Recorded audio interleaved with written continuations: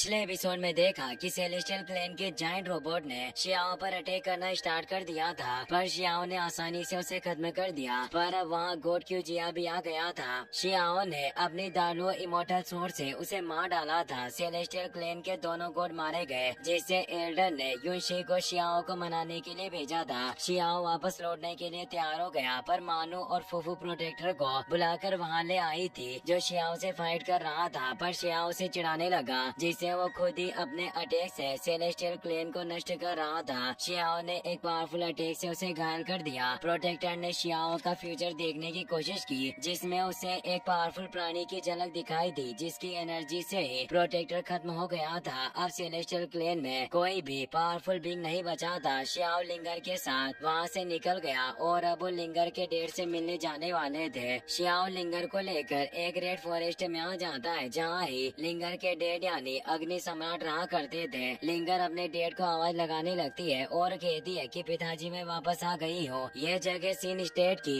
Retreat थी, जहाँ ही सम्राट आराम कर रहे थे, पर कोई सामने नहीं आता और एक तेज हवा का झोंका आता है। शियाओ समझ गया कि जरूर कोई गड़बड़ है और उन पर कोई अटैक करने वाला है, इसीलिए लिंगर से कहता है कि तुम्हें केयरफुल रहना होगा। तभी वहाँ एक बड़ा बीस्ट आ जाता है, जो और कोई नहीं बल्कि लिटिल वुल्फ था, जो अब काफी बड़ा हो चुका है। लिटिल वुल्फ शियाओ को नीचे गिरा देता है। वो कहता है कि तुम एशियन इमोर्टल से वापस आ गए, मैं वास्तव में इससे काफी खुश हूँ, और वो शियाओ को चाटने लग जाता है। शियाओ से कहता है कि तुम काफी भारी हो गए हो, आखिर तुम एक दिन में कितना मांस खाते हो, मैं तुम्हें अब और ज्यादा सहन नहीं कर सकता, मेरा दम घुट रहा है। तो लिटिल वुल्फ दूर हट जाता है और अब अपने रियल फॉर्म में आकर लिंगर के पास आ गया। लिंगर भी उससे मिलकर खुश थी। वो उसे पूछती है कि मेरे डेड आखिर कहाँ पर है। लिटिल वुल्फ बताता है कि वो स्वर्ग और पृथ्वी के सत्य को समझने के लिए दुनिया भर की यात्रा पर निकले हैं और वो अपने तरीकों से अभ्यास कर रहे हैं, इसीलिए मुझे नहीं पता कि वो कब तक वापस लौट कर आएंगे। लिंगर कहती है कि अपर वर्ल्ड में पहुंचने के बाद मेरे पिता एक जंगली हंसी की तरह अकेले हैं, क्योंकि अब मेरी माँ नहीं रही और मैं भी उनके साथ नहीं थी। शियाओ से कहता है कि जब मैं एशियन इमोर्टल में गया था तो मुझे भी तुम्हारी काफी याद आई और तुमने ही मुझे बताया था कि समय रहते खतरे का पता लगाया जा सकता है, और तुम उस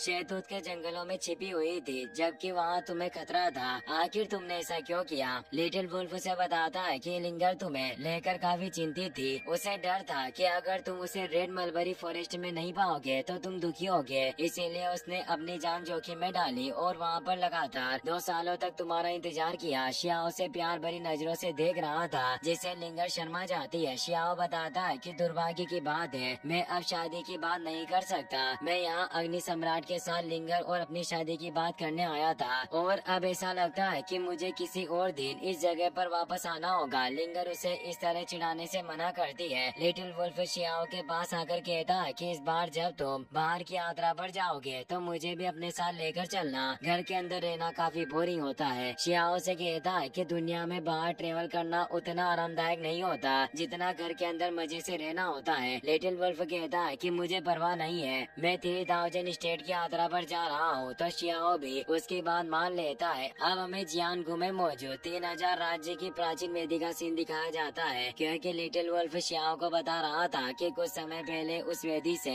एक विदेशी पोर्टल ओपन हुआ और एक शिप इस 3000 स्टेट में आ गया, जिसे कोई हरा नहीं सकता। वो एक 5 रंगों वाला आकाशीय रथ होता है, जो मास्टर लेवल का आर्टिफैक्ट था, जिसके ऊपर एक छोटा ट्रेवल वेवन भी मौजूद होता है। उस शिप का मास्टर अपने एक सेवक को उस रथ से वहाँ से भेज देता है ताकि वो यहाँ के लोगों की पावर परख सके, और साथ ही वो बताता है कि इस दुनिया की खेती काफी ज्यादा बेकार लग रही है, लगता है कि हमारी ये यात्रा व्यर्थ साबित होगी। 3000 स्टेट के कई सारे कल्टिवेटर ने उस शिप पर अटैक करने की कोशिश की, पर उस शिप में मौजूद कल्टिवेटर ने अपने लोटस की पावर से एक एक करके सभी लोगों को मार डाला। लिटिल वुल्फ बताता है कि वो मास्टर काफी ज्यादा पावरफुल है, उसके द्वारा एक सिलेक्शन का आयोजन किया गया है, पर इस सिलेक्शन के नाम पर वो लोगों को मारना चाहता है और वो परखना चाहता है कि आखिर इस 3000 स्टेट में कितने पावरफुल लोग मौजूद हैं। उसने अभी तक कई सारे लोगों को मार डाला और कई सारे लोग घायल हैं। शियाओ कहता है कि एक बाहरी दुनिया का मास्टर होने के बावजूद भी इतना ज्यादा क्रूर है, निश्चित रूप से मुझे उसके साथ आमने सामने मुलाकात करनी होगी। अब हमें किंग चेन नाम के एक टूटे हुए पर्वत का सीन दिखाया जाता है, जहाँ ही उस एक्सटर्नल मास्टर ने एक चैलेंज रखा था। शियाओ भी उसी पर्वत के ऊपर लिंगर और लिटिल वुल्फ के साथ जा रहा होता है। पर उस पर्वत पर काफी तेज एनर्जी थी जो उन सभी पर दबाव डाल रही थी। लिटिल वुल्फ कमजोर था जिससे वो काफी थक गया और वो नीचे गिर जाता है। श्याओ से कहता है कि तुम इतनी जल्दी नीचे कैसे गिर पड़े, क्या तुम्हें मेरे साथ दुनिया नहीं घूमनी थी? यह दरअसल एक ब्रोकन माउंटेन रोड था जिस पर गॉड लेवल के नीचे के पेटिशनर ऊपर नहीं जा सकते थे। लिटिल वुल्फ भी कहता है कि मेरे ऊपर काफी तेज दबाव पड़ रहा है, जरूर इस जगह में कोई गड़बड़ी है और कोई चीज मुझ पर दबाव डाल रही है, और वो मासूम फेस बनाने लगता है। श्याओ को भी उस पर दया आ जाती है और उसे अपने कंधे पर उठाकर ऊपर की तरफ बढ़ने लग जाता है। लिंगर कहती है कि लिटिल वुल्फ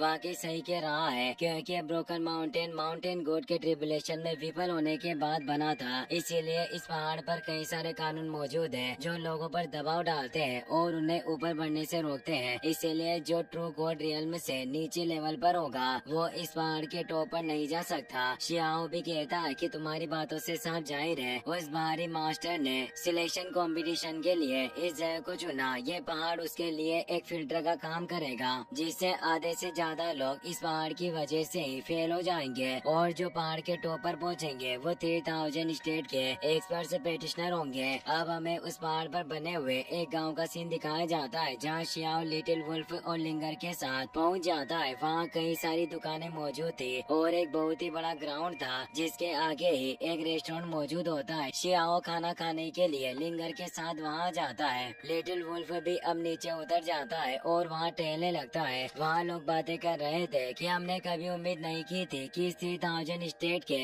बाहरी इलाके में 9A1 और 10 लैंड की अलायंस मौजूद है, जिसकी एक एकेडमी है जिन्होंने असलियत में ये सिलेक्शन रखा है क्योंकि वो एक टैलेंटेड पर्सन को चुनना चाहते हैं। श्याओ भी सोचता है कि 9A1 और 10 लैंड की आउटर रियल्म एकेडमी के लोग आखिर करना क्या चाहते हैं, जो वो एक टैलेंटेड पर्सन की तलाश में है। एक आदमी कहता है कि अब मेरे पास अपनी ताकत को बढ़ाने का मौका मिल चुका है, मैं इस सिलेक्शन में शामिल हो जाऊंगा। तो लोग कहते हैं कि उस आउटर एकेडमी का नाम तियान शेन एकेडमी है, जिसका एक पावरफुल डिसिपल वो लिन तियान है जिसकी ताकत बेजोड़ है, उसे कोई नहीं हरा सकता। उसने अभी तक कई पावरफुल लोगों का शिकार किया है, इसीलिए मेरे हिसाब से इस सिलेक्शन में शामिल होना अपनी जान गंवाने की तरह होगा। तो एक दूसरा आदमी कहता है कि भले उस आउटर एकेडमी का लिन तियान स्ट्रॉन्ग हो, लेकिन हमारे 3000 स्टेट में कई पावरफुल प्राणी मौजूद है, जैसे वो 10 क्राउन चैंपियन निंग चुआन और वो हुआंग भी है जिसने हाल ही में कई उपलब्धियां हासिल की है। पर एक दूसरा आदमी बोलता है मुझे नहीं लगता कि हुआंग के पास लिन तियान को हराने की काबिलियत होगी। तभी वहाँ मौजूद एक लड़का काफी गुस्सा हो जाता है जिसका नाम जो शिबा होता है। वो कहता है कि आखिर तुम मेरे भाई हुआंग के बारे में जानते ही क्या हो, क्या तुमने कभी उसके बारे में सुना भी है? हाल ही में उसने अकेले ही सेलेस्टियल सिटी के दोनों गॉड और प्रोटेक्टर को भी मार डाला और एक बहुत बड़ा हंगामा किया। श्याओ और लिंगर भी ये सुन रहे होते हैं। लिंगर मुस्कुरा रही थी तो सिंह वाला पेटिशनर वहाँ मौजूद फेरी से पूछता है कि आप वहाँ के बारे में क्या सोचती हो, पर फेरी का नाम जियो यू होता है जो ट्रू गॉड रियल पर थी। वो आदमी उसे कहता है कि आप अभी एशियन फेरी रियल में से बाहर आई हो, आपने हुआंग को तो देखा ही होगा। वो लड़का जो शिबा भी उसे फेरी के पास आता है और कहता है कि फेरी प्लीज आप इन लोगों को श्याओ की महिमा बताएं कि वो कितना महान और इनविजिबल है जिसे कोई हरा नहीं सकता।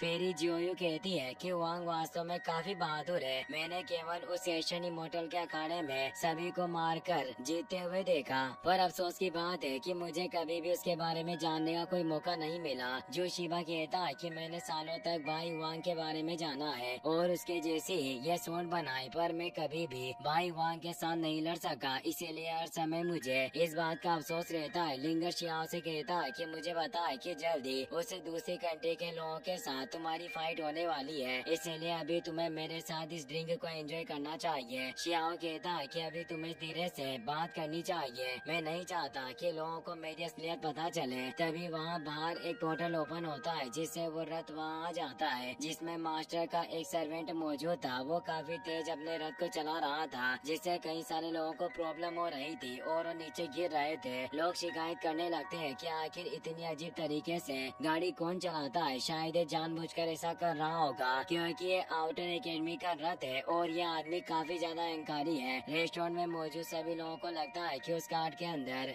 लिन तियान वहाँ आया है, इसीलिए सभी जल्दी से दौड़कर बाहर आ जाते हैं। जो शिबा और फेरी जियो यू भी बाहर आ गई थी। इसी के साथ ये एपिसोड यहीं पर खत्म हो जाता है।